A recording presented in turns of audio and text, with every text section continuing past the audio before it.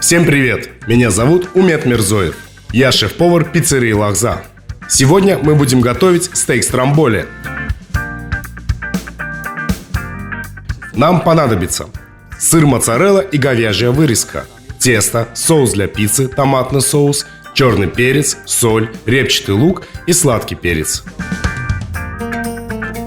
Нарезаем лук и сладкий перец. И тонко нарезаем мясо, для того, чтобы оно хорошо прожарилось. Добавляем черный перец и немного соли.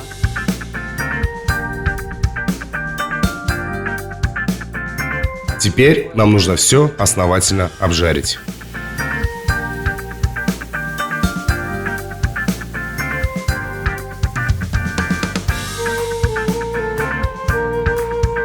Переходим к тесту. Для начала его нужно растянуть. Кладем наш лист на форму для выпекания.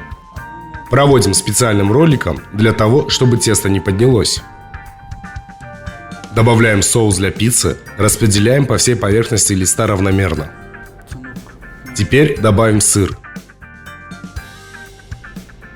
А следом обжаренное мясо с овощами. Аккуратно заворачиваем наш лист. Обратите внимание, нам необходимо сделать надрезы, чтобы наша начинка хорошо пропеклась. Последнее, что потребуется, отправить наш стейк в печь на 10 минут. Стейк стромболи готов. Приятного аппетита!